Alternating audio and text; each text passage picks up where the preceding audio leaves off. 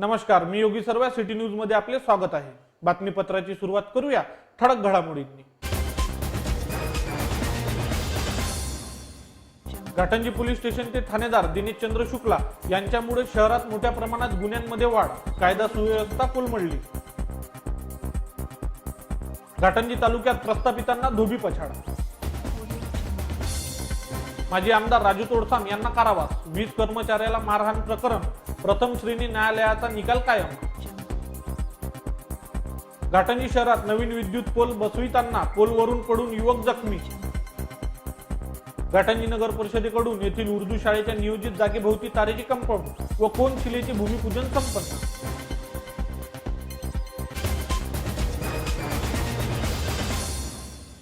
आता बघूया सविस्तर वृत्तांत। घाटंजी पोलीस स्टेशन ते ठाणेदार दिनेशचंद्र शुक्ला यांच्यामुळे शहरात मोठ्या प्रमाणात गुन्ह्यांमध्ये वाढ, कायदा सुव्यवस्था कोलमडली। आपल्या विचित्र कार्यशैलीने कुप्रसिद्ध असलेले येथील ठाणेदार दिनेशचंद्र शुक्ला यांच्या कामगिरीने घाटंजी शहरात खुलेआम मटक्याचे अड्डे, अवैध प्रवासी वाहतूक, बेकायदेशीर दारू विक्री, गांजासारखे अंमली पदार्थ राजरोजपणे विक्री व यातून गुन्हेगारी मोठ्या प्रमाणात वाढत असून कायदा व सुव्यवस्था पुरती कोलमडली असून यामुळे राज्याचे गृह खाते व जिल्ह्याचे पोलीस प्रमुख का गप्प आहे असा प्रश्न पडला आहे। घाटंजी येथील उपनगराध्यक्ष शैलेश ठाकूर यांनी राज्याच्या गृह खात्याकडे या ठाणेदाराविरुद्ध डझनभर तक्रारी करून देखील या वादग्रस्त ठाणेदाराला अभय दिला जात असल्याचा आरोप ठाकूर यांनी केला आहे। देशात अभिव्यक्ती स्वातंत्र्य आहे, परंतु या ठाणेदाराविरुद्ध कोणी बोलला तर त्याच्या विरुद्ध खोटे गुन्हे दाखल करून त्यास मारहाण करण्यात येते। यालाच आपण अभिव्यक्ती स्वातंत्र्य म्हणू काय?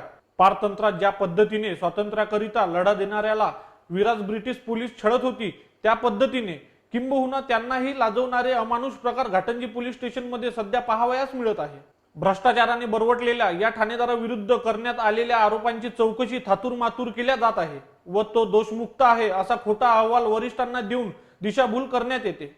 परंतु याच ठाणेदार शुक्लाच्या कारकिर्दीत यवतमाळ येथील स्थानिक गुन्हे शाखेने अनेक वेळा धाडी टाकून अवैध व्यावसायिकाविरुद्ध कार्यवाही केल्याचे दिसते। नुकत्याच काही दिवसापूर्वी येथील पोलीस उपनिरीक्षकास 1 लाखाची लाच घेताना लाचलुचपत विभागाने रंगेहात पकडून देखील या ठाणेदाराचे काहीच होत नाही। आज घाटंजी शहरात अंमली पदार्थाचे सेवन करणाऱ्यांमध्ये विद्यालयीन व महाविद्यालयीन विद्यार्थी दिसून येतात। ही अतिशय गंभीर व चिंताजनक बाब आहे। दिवसाढवळ्या शहरातील गजबजलेल्या रस्त्यावर अनिल त्र्यंबक ठाकरे या शेतकऱ्याच्या मोटरसायकल मधील डिक्कीतून 50,000 रुपये काढून चोरट्याने पळ काढला। याबाबतचे व्हिडिओ तुम्ही पहा की चोरटा पैसे काढून कसा पडून जाते। याला आपण काय म्हणू? घाटंजी शहरातील व परिसरातील नागरिक स्वतःला असुरक्षित समजत आहे। याकडे जिल्हा पोलीस अधीक्षक हे का भूमिका घेतात याकडे सर्वांचे लक्ष लागून आहे। TCN याबाबत खुलासा करू इच्छिते की ठाणेदार विरुद्धचे हे आरोप व बातमीपत्र केवळ व्यक्तीच्या विरोधातील आहे, याचा पोलीस यंत्रणेशी मुळीच संबंध नाही। घाटंजी तालुक्यात प्रस्थापितांना धोबी पछाड। ग्रामपंचायत निवडणूक प्रस्थापितांना नाकारत मतदारांनी युवकांकडे सत्ता सोपविली आहे। तालुक्यातील 49 ग्रामपंचायतीच्या निवडणूक मतमोजणी कार्यक्रमाचा निकाल विस्मयकारक लागल्याचे चित्र दिसून आले। विशेष म्हणजे यापूर्वी सत्ता गाजवलेल्या उमेदवारांना मतदारांनी नाकारल्याचे दिसून आले। यामुळे नवोदित व तरुण उमेदवारांच्या खांद्यावर मोठी जबाबदारी आल्याचे दिसून येत आहे। या निवडणुकीत वंचित बहुजन आघाडीने खाते उघडले आहे। अतिशय महत्वाची समजली जाणाऱ्या शिरोली ग्रामपंचायत निकाल मात्र चिंताजनक लागला आहे। तर सायतखर्डा गड आला पण सिंह गेला अशी परिस्थिती दिसून आली। हिवरदरा व तिवसाडा येथील प्रत्येकी एका उमेदवारासाठी समान मते पडल्याने ईश्वर चिठ्ठीद्वारे त्यांचा विजय घोषित करण्यात आला। शिरोलीचा निकाल चिंतनीय। कैलासवासी सुरेशबाबू लोणकर, बंडू लोणकर, जिल्हा परिषद सदस्य आशिष लोणकर, माजी सरपंच अरविंद महल्ले यांनी मिळून निवडणूक प्रतिष्ठेची केली होती। मात्र निवडणुकीत गावकऱ्यांनी त्यांच्या पॅनलचा दारुण पराभव केला। त्यामुळे येथील ग्रामपंचायत निवडणूक अविस्मरणीय व पराभूत पॅनलसाठी चिंतनीय ठरली आहे। माजी आमदार राजू तोडसाम यांना कारावास, वीज कर्मचाऱ्याला मारहाण प्रकरण प्रथम श्रेणी न्यायालयाचा निकाल कायम। महाराष्ट्र राज्य वीज महावितरण कंपनीच्या लेखापालाला मारहाण करून शासकीय कामात हस्तक्षेप करणारे पांढरकवडा येथील भाजपचे माजी आमदार राजू तोडसाम यांना न्यायालयाने 3 महिने कारावासाची शिक्षा ठोठावली आहे। प्रथम श्रेणी न्यायालयाने ठोठावलेली ही शिक्षा गुरुवारी सत्र न्यायालयानेही कायम ठेवल्याने तोडसाम यांना ताब्यात घेऊन पोलिसांनी त्यांची यवतमाळ जिल्हा कारागृहात रवानगी केली आहे। प्रकरण असे, मरकाम नामक व्यक्तीला विजेचे जादा बिल आले म्हणून राजू तोडसाम 17 डिसेंबर 2013 रोजी पांढरकवडा येथे वीज महावितरण कंपनीच्या कार्यालयात गेले। यावेळी त्यांनी जाब विचारत असताना लेखापाल विलास आकोट यांना कॉलर पकडून शिवीगाळ व मारहाण केली. शासकीय कामात हस्तक्षेप करून जीवे मारण्याची धमकीही दिली. आकोट यांच्या तक्रारीवरून पांढरकवडा पोलिसांनी भादवी 294, 352, 353, 506 कलमान्वये गुन्हा नोंदविला. तत्कालीन ठाणेदार संजय खंदाडे यांनी तपास करून दोषारोप पत्र सादर केले. पांढरकवडा येथील प्रथम श्रेणी न्यायालयाने 27 नोव्हेंबर 2015 रोजी राजू तोडसाम यांना दोषी ठरवत भादवी कलम 294 अन्वये 3 महिने साधा कारावास व 10,000 रुपये दंड व कलम 352 अन्वये 3 महिने कारावास व 500 रुपये दंड अशी शिक्षा ठोठावली. या शिक्षेला तोडसाम यांनी सत्र न्यायालयात आव्हान देऊन स्थगनादेश मिळवला होता. 5 वर्षानंतर त्याचा निकाल लागला. गुरुवार येथील अतिरिक्त जिल्हा व सत्र न्यायाधीश पी.बी. नाईकवाड यांच्या न्यायालयाने प्रथम श्रेणी न्यायालयाचा निकाल कायम ठेवला. यामुळे न्यायालयापुढे हजर असलेल्या राजू तोडसाम यांना पोलिसांनी ताब्यात घेऊन त्यांना कारागृहात पाठविले. या प्रकरणात तोडसाम यांच्या वतीने ऍडव्होकेट गणेश धात्रक यांनी बाजू मांडली. घाटंजी शहरात नवीन विद्युत पोल बसविताना पोलवरून पडून युवक जखमी.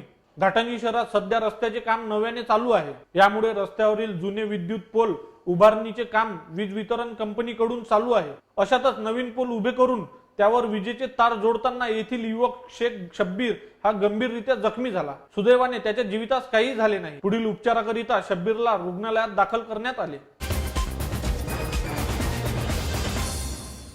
घाटंजी नगर परिषदेकडून येथील उर्दू शाळेच्या नियोजित जागेभोवती तारेचे कंपाऊंड व कोन शिलेचे भूमिपूजन संपन्न. घाटंजी नगरपालिकेद्वारे आज येथील महाबलाय व्यायाम शाळे बाजूस उर्दू शाळेच्या नियोजित जागेवर तारेचे कंपाऊंड व कोन शिलेचे भूमिपूजन सोहळा संपन्न झाला. यावेळी नगराध्यक्ष ऍडव्होकेट सौ नैना ठाकूर यांनी टीसीएन न्यूज सोबत बोलताना माहिती दिली की गेल्या अनेक वर्षापासून उर्दू माध्यमच्या शाळेची दुरावस्था झाली होती. विद्यार्थ्यांना मोठा त्रास सहन करावा लागत होता.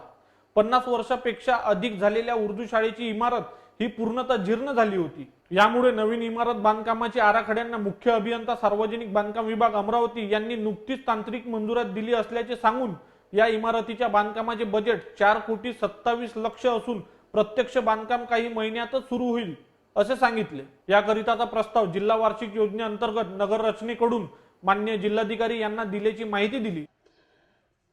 जैसा अभी साजिद साहब ने बताया सेक्युलर, ठाकुर साहब के बारे में बोला कि सेक्युलर, ठाकुर साहब के साथ काम करने का 10 साल का मेरा तजुर्बा रहा है.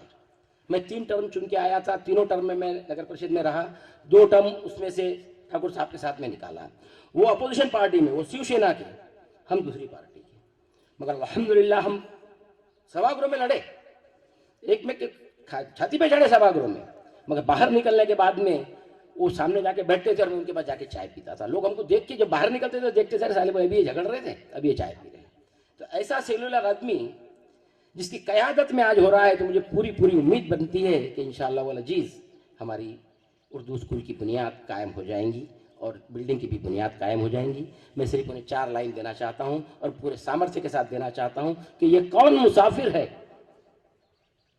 ये कौन मुसाफिर है जो मेहमान सा लगे हैं, आज घर मेरा मुझको गुलिस्तान सा लगे हैं, हिंदू सा लगे हैं ना मुसलमान सा लगे हैं, ये शख्स मेरी आंखों को इंसान सा लगे हैं, ये शख्स मेरी आंखों को इंसान सा लगे. अब जाहिर है कि जब उपाध्यक्ष के बारे में बोला तो हमारी बहू नाराज हो जाएंगी कि भाई बोला मैं अध्यक्ष हूं, उपाध्यक्ष के बारे में बोल दिया, अध्यक्ष के बारे में कुछ बोलेंगे. तो उन्हें भी 2 लाइन देता हूं और पूरे सामर्थ्य के साथ देता हूं कि आपके जिंदगी के लम्हे में, आपके जिंदगी के लम्हे में हर पल निखार आए, गुलशन भी हो परेशान इस कदर बहार आए. मुझे यहाँ बोलने का मौका दिया गया, आयोजक का मैं तहे दिल से शुक्रिया अदा करता हूँ. उर्दू स्कूल की इमारत की नींव रखी गई है. यह एक वाकई में तारीफ काबिल काम है और इसमें पूरा सहयोग हमारे मित्र या हमारे दोस्त के शैलेश ठाकुर और उनकी टीम का है. मैं उस व्यक्ति की चर्चा इसलिए कर रहा हूं कि आप सब जानते हैं कि मेरा जन्म घाटंजी या यवतमाल में नहीं हुआ. मध्य प्रदेश बुरहानपुर का रहने वाला हूं 20-21 साल पहले, आई थिंक 1999 और नॉट मोर देन 2000, उस समय जब मैं घाटंजी आया था, बड़ी ही दयनीय स्थिति थी यहां पर उर्दू स्कूल की। सौरभ सर से मेरी हमेशा मुलाकात होती रहती थी क्योंकि मेरी बच्चियां उसी स्कूल में तालीम लेती थी। अक्सर सौरभ सर मुझे ये कहते थे कि सलीम भाई देखो यहां से पानी गिरता है, स्टाफ कम है, दिगर बहुत सारी परेशानी है। मेरा अक्सर उनसे एक ही कहना था, अगर आप सच्चे मोमिन हैं तो आप सब्र करो, और यह तो कौल है कि सब्र करने वाले के साथ अल्लाह होता है। और एक बात और कहा था मैंने इन्होंने कि इंशाअल्लाह ताला आप देखना, यह मेरी जबान है आपको, कि एक दिन ऐसा मसीहा आएगा जो आपकी हर तकलीफों को दूर कर देगा, और उस फरिश्ते के तौर पर हमें vice president of municipal corporation mister Shailesh Thakur मिले। ये मेरी कोई जाति एक्सप्लेनेशन नहीं है, क्योंकि यही एक ऐसा व्यक्ति है जिसने हर कौम को एक मंच पे लाया है और हर कौम के काम किया है और हर कौम के हर व्यक्ति के लिए भागा है। मैं आपको थोड़ा सा एक बात याद दिला दूं शैलेश साहब, चुनाव के दौरान जलाराम मंदिर में मीटिंग थी, उस टाइम पे आई थिंक मिस्टर विश्वास नांदेकर, ही वॉज फ्रॉम वनी, उन्होंने मुझसे एक सवाल किया कि आप मुस्लिम होकर शिवसेना में काम कर रहे हैं, तो मेरा जवाब उनको यह था, मैं मुस्लिम होकर शिवसेना में काम नहीं कर रहा हूं। सर उस टाइम पे आप शिवसेना में थे। मैं, मेरे मित्र शैलेश ठाकुर जो हर कौम के लिए हमेशा सक्रिय रहते हैं, और उन्हीं की वजह से और उन्हीं के बैनर तले आज हर व्यक्ति, हर समाज, हर इंसान जुड़ा है। ये जो आज फाउंडेशन स्टोन रखा गया है, इंशाअल्लाह यहां पर इमारत भी बहुत जल्द तामीर होगी। मिस्टर सीओ साहब, एक्सक्यूज मी, ऐसे व्यक्ति को साथ देना अपना फर्ज है। जिस प्रकार इनकी नियुक्ति होने के बाद जिस प्रकार गांव का विकास हुआ है, आप सब लोग देख ही रहे हैं। और मैं तो सिर्फ इतना कहूंगा, मत दो किसी ऐसे व्यक्ति का साथ, मैं किसी का नाम नहीं लूंगा, लेकिन हमेशा उस व्यक्ति के साथ रहो जो गांव के विकास के बारे में सोचे और हर कौम के बारे में सोचे। अंत में मैं आपका ज्यादा समय ना लेते हुए एक शेर अर्ज करना चाहता हूं। इकबाल भाई,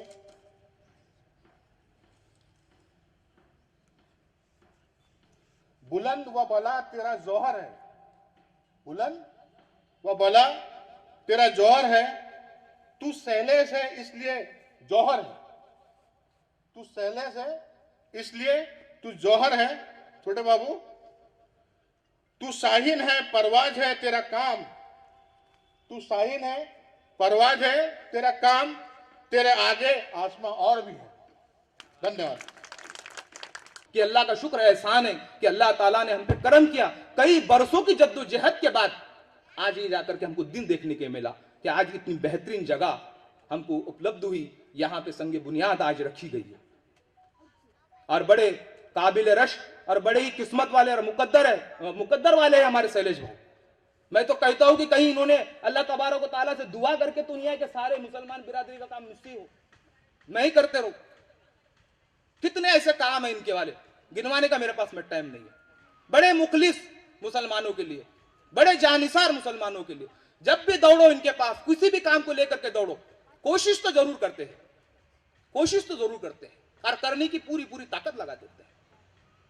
तो मैं इनसे ये एक गुजारिश करता हूं कि आज तो अल्हम्दुलिल्लाह ये संगे बुनियाद रखी गई, ये कंप्लीट खाना नहीं है, हमारा पेट नहीं भरा, एक अचार की शक्ल हमको मिली है और मुंह को पानी छूटा है कि कब ये इमारत खड़ी होंगी, कब ये बिल्डिंग बनी है। तो मैं गुजारिश करता हूं शैलेश भाव से कि आने वाले चंद दिनों के अंदर ही, एक 4-5-6 महीने के अंदर अंदर ये बिल्डिंग यहां तामीर हो जाए इंशाअल्लाह, और हो जाएंगी, उम्मीद भी है इंशाअल्लाह। आज अल्हम्दुलिल्लाह देखो कब्रिस्तान का जाकर के काम, मैं कल परसों एक मैयत में मेरा जाना हुआ, देख के तबीयत खुश होगी, कब्रिस्तान का वो शेड माशाल्लाह इतना जबरदस्त बन गया। और आगे मैंने भाई से जो है परसों इसके ताल्लुक से डिस्कस भी किया, उनका बाजू में ग्रेनाइट लगाने का भी प्लान है, नीचे कोटा डालने का प्लान है, टप्पों के ऊपर जो है वो जो है गुट्टू डालने का प्लान है, शेड के अंदर पंखे लगाने का प्लान है, बहुत प्लान है उनके मुसलमान कम्युनिटी के लिए, बहुत प्लान है उनके, बहुत कुछ करना चाहते हैं। दुआ कर दो कि अल्लाह उनको और मौका दे, और मौका दे, और 5 साल दे अल्लाह ताला उनको, और मौका दे। बस जरूरत इस बात की हम मुखलिस बन के काम करें, हम मुखलिस बन के काम कर। हम अगर सियासत के अंदर और राजनीति के अंदर अगर हम मुलविस होंगे तो हमारे अपने कौम के काम रुक जाएंगे, रुक जाएंगे। आज के ये प्रोग्राम के ताल्लुक से कई किस्म की बातें हमारे सामने आई, सब निगेटिव सोच, कोई पॉजिटिव सोचने के लिए तैयार नहीं। ये ऐसा क्यों हो रहा, वो वैसा क्यों हो रहा, वो वैसा क्यों हो रहा।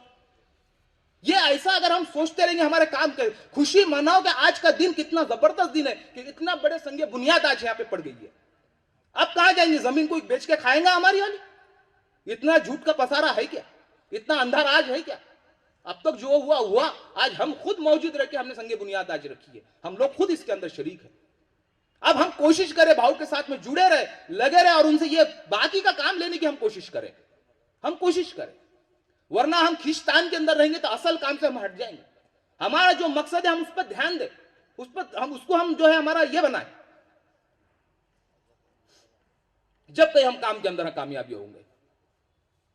बस ये चंद बातें थे, वक्त ज्यादा और बातें बहुत सारी जहन में आ रही है, लेकिन बात को मैं मुख्तसर करते हुए मैं शुक्रगुजार हूँ शैलेश भाऊ ठाकुर का, नैनाताई ठाकुर का और दीगर मुख्य अधिकारी साहब जो है हमारे नगर परिषद के, और इनसे गुजारिश भी करता हूँ कि काम को रुकने न दे, बल्कि इसकी जद्दोजहद करते रहे, इस काम को आगे बढ़ाने की कोशिश करें। अल्लाह से दुआ है कि अल्लाह हम सबको अमल की तौफीक अता फरमाए। तुम्ही साधारणतः या कार्यक्रमात बघत होतो 80, 81, 86 याच्यापासून हे सुरुवात होत होतं आणि माझा जन्मसुद्धा त्याच कालावधीतला आणि शाळेतलं ॲडमिशनसुद्धा त्याच काळातलं होतं। तर योगायोगानं फार सुंदर कार्यक्रमाचा पायाभरणी करण्याचा आम्हाला इथे योग आला असं मी मानतो। मी मुख्याधिकारी या नात्यानं याच्यामधल्या टेक्निकल गोष्टी सांगण्याचा थोडासा प्रयत्न करतो। ही जागा जी आहे, ही जागा काही शासनाची नाही, ही नगरपालिकेचीच आहे। म्हणजे इथं जे हे सुरू झालं होतं की आंदोलनं करायचं काम पडलं, वेगवेगळे आम्हाला आश्वासनं दिल्या गेली, परंतु एक छोटं काम होतं, एक ठराव घेणे आणि ही जागा या कामासाठी देणे। आणि जसं त्यांनी सांगितलं की सर्व कामं शैलेश भाऊकडे दिलेले आहे करण्यासाठी, योगायोगानं मलासुद्धा ती संधी मिळाली की मी जसं आर्नीवरून इथं आलो तिथं माझ्या कंप्लेंटी जात होत्या आणि आता इथं बंचच्या बंच आम्ही घेऊन जातो कलेक्टर ऑफिसला की आमचं हे काम राहिलं, ते काम राहिलं, ते काम राहिलं, ते काम राहिलं। तर या कामामध्ये पहिली गोष्ट म्हणजे ही जागा आमचीच होती, म्हणजे नगरपालिकेचीच होती, फक्त देणं होतं, ते आमच्या नैनाताईनं आणि शैलेश भाऊनं ते दिली। त्यानंतर विषय आला की याला शाळेच्या इमारतीसाठी जवळपास 4.5 कोटीचं आमचं नियोजन आहे, 4 कोटी आय थिंक 37 लाख, त्याचं TS पण झालेलं आहे। तर मग आमच्याजवळ विषय असा आला की आमच्याजवळ पैसे नाहीत, म्हणजे फंडिंग नाही, कामं भरपूर चालू आहे आणि लोकांना सर्वांना कसं आहे, नदी आपले हे नाल्या आणि रस्ते किंवा रपटे फार तर हेच पाहिजे असते सर्वांना। तर मग आम्ही बसलो, मी शैलेश भाऊ, त्यांचा विचार होता की आपल्याला हे काम करायचं। मी म्हटलं शैलेश भाऊ एक फंड आहे आपल्याजवळ, आता कोणता, विकास निधी, तोही आमचा नगरपालिकेचाच फंड। मग त्यांच्यावर प्रेशर सर्व गावाचं असते, ते काही एका वार्डाचे मेंबर नाही, आमच्या नैनाताईवर आणि त्याच्यावर पूर्ण वार्डाचं हे असतं की प्रत्येकाला माझ्या घराजवळ नाली पाहिजे, रपटा पाहिजे, नाली पाहिजे, पण हे जे सार्वजनिक काम असते त्याच्याकडे कोणाचा भर नसतो। शैलेश भाऊंना मी आणि आमचे रॉजर साहेब आहेत इंजिनियर, त्यांना सांगितलं त्यांनी की नाही हे शाळेचं काम आपलं पहिलं झालं पाहिजे, म्हणून आम्ही काही रस्ते म्हणजे 6 लाखाचं हे काम आहे फेन्सिंगचं, तर 6 लाखाचे रस्ते आम्ही कमी केले आणि त्या कामामध्ये आम्ही हे तार फेन्सिंगचं काम टाकलं आणि त्याचा आज सुवर्ण योग आजच्या दिवशी आला. त्यानंतर आज आपण या कार्यक्रमाला सुरुवात केलेली आहे. दुसरा जो होता तो म्हणजे 4.5 कोटीचा प्रस्तावाचा निधी. हे 4.5 कोटी जे आहे हा निधीसुद्धा जो संपूर्ण जिल्ह्यासाठी असतो आणि तो टाउन प्लॅनिंग म्हणजे ज्याला नगररचना विभाग म्हणतो आपण, तर नगररचना विभागाकडे असतो. तर पूर्ण यवतमाळमध्ये 17 नगर परिषद आहे, त्या 17 नगर परिषदेचा तो निधी आहे आणि फक्त एकमेव प्रस्ताव गेला आणि तो म्हणजे घाटंजी नगर परिषदेचा आणि तो प्रस्तावसुद्धा TS घेऊन आम्ही प्रशासकीय मान्यतेसाठी पाठवलेला आहे. तर या ठिकाणी मला सांगायला फार हे वाटेल की या 31 मार्चपर्यंत किंवा फार फार तर एप्रिलपर्यंत आपल्याला त्याच्या अगोदर प्रशासकीय मान्यता आणि टेंडरसुद्धा लागून जाईल आणि 15 ऑगस्ट पूर्वी जसं आपण इथं आज जमलो तर मी अशी आपल्याला ग्वाही देतो की 15 ऑगस्ट पूर्वी आपल्या शाळेचं भूमिपूजनसुद्धा या ठिकाणी व्हायला काही हरकत नाही. जसं शैलेश भाऊचा फॉलोअप आहे त्याच्यावरून तरी मला वाटते की 15 ऑगस्ट तर खूप दूर आहे, मे बी त्याच्या पूर्वीसुद्धा आपलं होऊ शकते. त्यानंतर इथं सांगण्यात आलं की आम्हाला शिक्षक नाही, तर आम्ही या आत्ताच्याच सभेमध्ये 7-8 दिवसापूर्वी एक सभा झाली आणि पांढरकवड्यावरून एक शिक्षक येण्यासाठी तयार आहे. तर तो सुद्धा ठराव आदरणीय नयनाताईनं तो घेतलेला आहे. म्हणजे एक शिक्षकाची आम्ही डिमांड पूर्ण केलेली आहे. आणि राहिला प्रश्न की शिक्षक आणणं हे माझ्या किंवा शैलेश भाऊच्या हातात नाही. म्हणजे जे आहे म्हणजे आमच्या हातात एक शिक्षक इथे यायला तयार आहे, आपल्या इथं व्हॅकन्सी आहे, तर तो शिक्षक आम्ही या मार्चच्या नंतर म्हणजे नवीन सत्रामध्ये तो शिक्षकसुद्धा या ठिकाणी येऊन जाईल.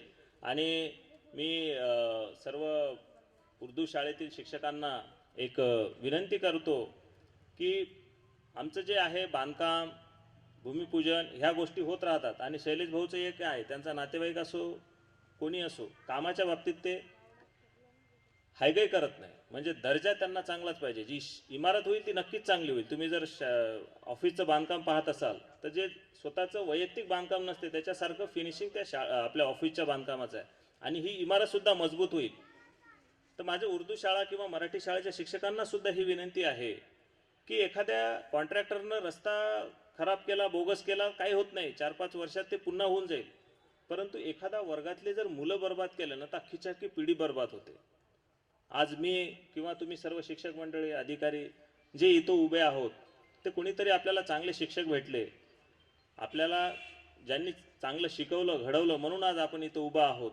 आणि आपल्या सरकारी शाळेत मग हे गरिबांची मुलं आहेत किंवा साधारण इन्कम असणाऱ्यांची मुलं आहेत अशी भावना न ठेवता जसं प्रत्येक आईवडिलाला वाटते की माझा मुलगा माझी मुलगी ही चांगली झाली पाहिजे किंवा स्वतःच्या पायावर उभी राहिली पाहिजे, तर तीच अपेक्षा आपण शिक्षक वर्गांनी सुद्धा ठेवावी. या ठिकाणी आयोजकांनी मला संधी दिली त्याबद्दल मी धन्यवाद म्हणतो. जय हिंद जय भारत. तो मुसानी साहब ने यहाँ पर अपने भाषण में अपने तकरीर में बताया कि उर्दू स्कूल की जगह का आरक्षण कैसे कैसे कहाँ कहाँ से हटाया गया और ये किसने हटाया, क्यों हटाया, ये बोलने की ज़रूरत मुझे नहीं है और मैं बोलना भी नहीं चाहता, क्योंकि मैं क्या कर रहा हूँ ये बातें आपके सामने रखना मैं जरूरी समझता हूँ. पहला आरक्षण था सांस्कृतिक भवन जहाँ पर है वहाँ तय हुआ था, वहाँ आरक्षण कायम किया गया था कि उर्दू स्कूल की बुनियाद यहाँ रखी जाएंगी. फिर पता नहीं क्या हुआ, फिर से आरक्षण आ गया यहाँ पर अपने जेसिस कॉलोनी में, करोड़ों रुपए की जगह थी, फिर वहां से वो आरक्षण हटाया गया.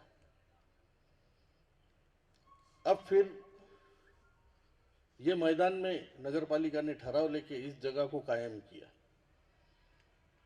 फिर मैंने ऐसा सोचा कि बिल्डिंग का भूमि पूजन तो होना तय है, इसके बारे में कोई शंका ही नहीं है. फिर भी इस जमीन के बारे में और कुछ तीसरा पहलू निकल आए, इसलिए मैंने ऐसा सोचा. कुछ लोगों ने मुझे बताया कि सिर्फ तार का फिनिशिंग करके क्या कर रहे हैं आप. उसके पीछे का हेतु, उसके पीछे का उद्देश्य यह था कि ये जगह इसके बाद में कोई इसके ऊपर का आरक्षण हटा ना सके. ऐसा मजबूत बुनियाद अपन यहाँ आज खड़ी कर दी और तार का कंपाउंड यहाँ पर हम तैयार कर रहे हैं. अब किसी की ताकत नहीं है वो चाह के भी इस जगह का आरक्षण बदल सके। रहा सवाल, अभी सीओ साहब ने यहाँ पे बताया 4 करोड़ 67 लक्ष नहीं 37 4 कोटी 37 लाख रुपए खर्चा करके ये बिल्डिंग खड़ी हो रही है। और इसके टेक्निकल सैंक्शन के लिए हमने नगर पालिका के उत्पन्न में से जो एक एक पैसे की जरूरत आज हमको महसूस हो रही, ऐसे परिस्थिति में, ऐसी स्थिति में जब नगर पालिका की माली हालात ठीक नहीं रहते हुए भी मैं सीओ साहब को आग्रह किया कि टीएस के लिए आप 5 लाख रुपए दो। सीओ साहब ने भी आगे पीछे नहीं देखा, टीएस के लिए 5 लाख रुपए ताबड़तोड़ वहां पे दिए गए। आज मुझे खुशी हो रही कि बिल्डिंग का टीएस अमरावती के जो मुख्य अभियंता है बीएंडसी के, उन्होंने मंजूरात दी। अब रहा सवाल, ये 4 कोटी और ऊपर के रुपए कहां से लाए। जैसा अभी सीओ साहब ने बताया उस तरह से हमने चर्चा की है, उसमें से भी रास्ता निकाले। अब तुमको इंशाल्लाह मैं बोलता ये बिल्डिंग अगस्त भी बोल दिया साहब ने, लेकिन 4-5 महीने में आपके उपस्थिति में ही यहाँ पे इस इमारत का भूमि पूजन हम करेंगे ही, इसमें कोई शंका नहीं है। मुझ पे बहुत आरोप होते हैं, मैं बताता नहीं हूँ कभी ये स्कूल को नाम तुमने कैसा दे दी है, इस फलाना क्यों किया, फलाना क्यों किया। आज मुझे एक बात बताइए, वो हिंदू रहो, मुसलमान रहो, बौद्ध रहो, ईसाई रहो, हर कौम में कोई साधु है, संत है, पीर है, फकीर है। इनके साथ में भी जो अच्छा काम करते हैं तो उसके बाद टीकाकार रहता ही है, टीका करणार वाले राहतात। तुम्ही कितीही चांगलं काम करा, म्हणजे आकाशातले तारे तोडून तुम्ही आणून द्या, त्याचेही टीका करणारे लोक आहेत। कारण की हे प्रत्येक गोष्टीत 2 मतप्रवाह असते, दो बाजू की सोच यहाँ रहती। तो इस बात की मैंने कभी परवाह नहीं किया। सैयद फिरोज मेरे साथ में 20-25 साल से काम कर रहे हैं, शिवसेना में शहर प्रमुख थे। मुझे ये भी कहा गया था कि इसको मुसलमान ही मिलता क्या, लेकिन तब भी मैंने परवाह नहीं किया। जब स्वीकृत सदस्य पद पे चुनाव हो रहे थे तब भी मैंने आग्रह से सैयद फिरोज को एक नॉमिनेशन फॉर्म करने के लिए हमने प्रवृत्त किया और मुझ पे आरोप हुए थे। मैंने ये आरोप का कभी परवाह नहीं किया और ना ही करूंगा, ये कभी भी ख्याल में रखना, क्योंकि अच्छा बुरा जो करना है ऊपर वाला करेगा। क्योंकि पिछला इलेक्शन जो है ये बहुत बड़ा चमत्कारी था। ये आप तुम सब लोगों की दुआ थी, ऊपर वाले का करिश्मा था जो पराजय को जय में बदल दिया था। आसान लड़ाई नहीं थी वो, क्योंकि 2 बजे दोपहर में जब मतदान चालू था सारे शहर के बूथों पर, तब मुझे थोड़े आसार कमजोर नजर आने लग गए थे कि हम चुनाव कहीं हार ना जाए। लेकिन वो हार को जीत में तब्दील करने वाला ऊपर वाला था। तो इसलिए मैं ये बातों की कभी परवाह नहीं करता कि मैं अमुक समाज का काम कर रहा था, अमुक समाज का काम कर रहा, ये मेरे साथ में वो नहीं है, इसकी मैं कभी परवाह नहीं करता। जो सही बुरा है ऊपर वाला देखते बैठेंगे, हम उनके ऊपर सौंप देते हैं ये सब बातें। हिंदू शमशान भूमि का काम चालू था, कब्रस्तान का हुआ रुके वाला था। फिर हमारे कुछ मुसलमान भाई बोल रहे थे, अब खिलाफती रहते हैं कोई, मैं उनको बुरा नहीं बोलूंगा। सर देखो हिंदू के शमशान भूमि का काम देखो कैसा हो रहा है, सर बड़ा प्रॉब्लम। शमशान भूमि भी आगे, कब्रस्तान भी उसके आगे। अब कब्रस्तान का शेड बहुत बड़ा हो गया, तो इधर के लोक तेव्हा म्हणते किती मोठा जागा म्हणते ती। म्हणजे अशा स्थितीत माणसाला काय करावं, म्हणजे कोणाकोणाला सांभाळावं आणि कसं सांभाळावं। आता म्हणलं आता तुम्ही सांगा कसं कोणतं शेड बनव। शिवसाहेबांना एखाद दिवस घेऊन बसतो बा, मोठं शेड तिथं कसं करता येईल। म्हणजे आपण एखादी गोष्ट करतो एवढ्या मेहनतीनं, काम खेचून आणणे काही साधी गोष्ट नाही। आमचं कौशल्य आम्ही पणाला लावतो त्या ठिकाणी, हमारी पूरी ताकत हम उसमें झोंक देते, तब कहीं जाके वो काम को अंजाम मिलता है। इतनी सादी बात नहीं नगर पालिका का राजकारण करना। हर किसी को ये बातें करते आ सकती थी, मैं किसी के ऊपर टीका नहीं करूंगा। मैंने जैसा अभी बताया कि मुझे क्या करना है और मैं क्या करूंगा, ये मुझे सिर्फ बताना है। आज ईदगाह का काम जितने रुपए बचे हुए थे तो ठेकेदार को किस तरह मनाया गया, आज वो कर रहा है। फिर कुछ पैसों में मैंने इंजीनियर साहब को उस दिन फोन करके बताया कि जो बड़े पिलर है उसको भी ग्रेनाइट्स वगैरह लगाइए, पूरे फैन, पूरा इलेक्ट्रिशियन का काम, क्या वहां पे जब ईद की नमाज मुसलमान पढ़ेगा तो एक सुकून के साथ में वो नमाज पढ़ेगा।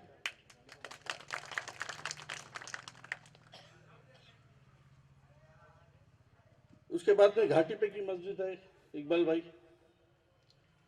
उसके सामने की जगह जो थी शादी खाने के हिसाब से दी गई थी, वो भी नगराध्यक्ष हमारे धुर्वे काकू थी, तब वो शादी खाने के लिए जगह दी गई। तो फिर कुछ लोगों का कहना गिरा कि भाई यहाँ पे हमें बोर मार के चाहिए पानी के लिए, क्योंकि एरिया में पानी नहीं। तो फिर हमने सब लोगों से चंदा इकट्ठा किया और वहां पे बोर मारे। तो वो ऊपर वाले का बड़ा करम है, वहां पानी इतना लगा कि रुकने का नाम नहीं ले रहा था। तो कुछ लोगों ने फिर से बताया कि यहाँ पे अब सबमर्सिबल मोटर डालनी चाहिए, वहां पे सबमर्सिबल मोटर डाली गई। और आज मुझे खुशी है और फख्र है कि उसी पानी की वजह से मस्जिद में का हर नमाजी वजू करता है। ये सवाब मैंने कमाया है करके, हर मुश्किल के समय, हर मुश्किल के घड़ी में मुझे जीत हासिल हुई है। ये हर किसी को करते आने से की बातें हैं।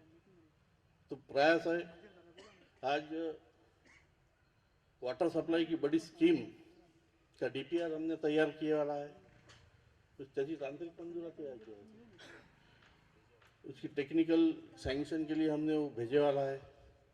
क्योंकि अब पूरी 1972 साल की वाटर सप्लाई की स्कीम है। यहाँ पानी भरपूर है अपने पास में, बहुत बड़े पैमाने में पानी है। हम चाहे तो डेली दोनों टाइम पानी दे सकते हैं, लेकिन पूरी पाइपलाइन जो है शहर की पूरी सड़ गई है, मशीनरीज पुराने हैं, पूरे सड़ गए हैं। उसका डीपीआर हमने तैयार किया है, उसका टेक्निकल सैंक्शन मिलते ही, लेकिन मुझे अब उतना समय नहीं है मेरे पास में। अब कुछ लोग बोल रहे इलेक्शन के आगे कर रहा है, अरे इलेक्शन क्या मैं करूँ नहीं, क्या मैं काम बताऊंगा तो ही तुमसे वोट मांगूंगा। आई एम पॉलिटिशियन, मैं तो मेरा स्वार्थ रखूंगा, लेकिन स्वार्थ के साथ में आपने जो मुझे, मैं तो उसको परीक्षा बोलूंगा। तुमने हमें एक मौका दिया इस घाटन जी में काम करने का, वो काम करके वो इम्तिहान में मैं पास होने की कोशिश कर रहा हूं। आपने मुझे इम्तिहान में बैठाया था, उस इम्तिहान में मैं मेरे ख्याल से मेरिट के मार्क्स तो जरूर लिया होगा, ऐसा है कि मुझे लगता है। क्योंकि हर विद्यार्थी को जब वो पेपर छोड़ के आता है तो उसे जरूर एक कॉन्फिडेंस रहता कि नहीं मैं ये, हमारे शरीक हयात इसने बीएड किया, नक्की पास होतो म्हणजे साहेब रिझल्ट आला नापास, पण मजेशीर कॉन्फिडन्स जसं बोललो मी, आत्मविश्वास, त्या आत्मविश्वासाने ते बोलले की नाही हे रीचेकिंग व्हायलाच पाहिजे। तर त्यावेळेस आम्ही मग पेपर रीचेकिंगला टाकलं तर फर्स्ट लागते बाबा। म्हणजे आता लोकांना, आता मी तुम्हाला मजेशीर काही गोष्टी सांगतो या ठिकाणी, अमुक काऊन केलं, तमुक काऊन केलं, असं झालं तर तसं काऊन केलं, अमुक नाव काऊन दिलं। अब सर का मैं बहुत सम्मान करता हूँ। 28 साल बराबर है फारूक बाबू, 38 साल एक एजुकेशन में अपना योगदान देना, क्योंकि अब मेरे जिंदगी में की पहली मैयत थी वो, जो मैयत में मैं आया था फिरोज भाई। आपका मेरा परिचय तब नहीं था, लेकिन सर के प्रति जो, मैं छोटा था, सर के प्रति जो मेरा प्रेम था, आज मेरे को सैयद फैमिली से किसी ने नहीं बताया कि हमारे अब्बा का नाम दो। फिरोज भाई ने बताया, सिर्फ मेरे जहन में आया, मैंने मीटिंग में ठहराव रखा, बहुमत से वो ठहराव पारित हो गया, आज मान दे दिए हमने। अब जो जिसको जो बोलना है, जो करना है करो भाई, मैंने तो कर चुका हूँ। जो काम महत्व का था एक कौम के हिसाब से, आज मेरे ख्याल से साहेब मला वाटतं पूर्ण जिल्ह्यात तशी इमारत नसेल जे आपण इमारत इथं उर्दू शाळेसाठी बांधणार आहोत संपूर्ण जिल्ह्यात। एवढी चांगली इमारत ह्या ठिकाणी आपण बांधणार आहोत, परंतु इमारत चांगली राहणार नाही चालणार। राउत सर बराबर है ना, क्योंकि टीचरों की कमी है, तुम्हारी जिम्मेदारी बहुत ज़्यादा बढ़ गई है। हमारे उर्दू स्कूल में हर टीचर काबिल है, सिर्फ आप समझ दो। हमें ये एमए इन इंग्लिश कहाँ है सर? अरे इधर है। मुझे कोई भी मराठी चे शब्द असो त्याचा अनुवाद आम्ही सरांकडून करून घेतो। म्हणजे एवढे चांगले टीचर आणि तशा पद्धतीने यांनी विद्यार्थीही घडवले। आता नवीन या ठिकाणी इमारत होणं, कदाचित तुम्ही रिटायर्ड होऊन जासाल के ना, कितनी सर्विस है यार, 4 से इंशाल्लाह वो हो जाएंगे। तो अपना योगदान दो, जैसा सीओ साहब ने बोला, एक टीचर और बढ़ रहा, और कंट्राक्टी बेसिस पे कैसा टीचर देते आएंगे, ये भी हम अध्यक्ष महोदय से एक रिक्वेस्ट करेंगे कि बजट में साहब 2-3 टीचरसाठी अपन ते प्रोविजन करना आवश्यक है। तो वो भी हम 2-3 टीचर देने की कोशिश कंट्राक्टी तत्व पे देने की कोशिश करेंगे। ऐसा ही प्रेम, ऐसी मोहब्बत मेरे प्रति आप रखोगे, ऐसी मैं उम्मीद करता हूँ। धन्यवाद। हे बातमीपत्र येथेच थांबूया। परत एक नजर टाकूया आजच्या हेडलाईन्सवर। घाटंजी पोलीस स्टेशनचे ठाणेदार दिनेशचंद्र शुक्ला यांच्यामुळे शहरात मोठ्या प्रमाणात गुन्ह्यांमध्ये वाढ, कायदा सुव्यवस्था कोलमडली। घाटंजी तालुक्यात प्रस्थापितांना धोबी पछाडा। माजी आमदार राजू तोडसाम यांना कारावास, वीज कर्मचाऱ्याला मारहाण प्रकरण प्रथम श्रेणी न्यायालयाचा निकाल कायम। घाटंजी शहरात नवीन विद्युत पोल बसविताना पोलवरून पडून युवक जखमी। घाटंजी नगर परिषदेकडून येथील उर्दू शाळेच्या नियोजित जागेभोवती तारेची कंपाऊंड व कोनशिलेचे भूमिपूजन संपन्न।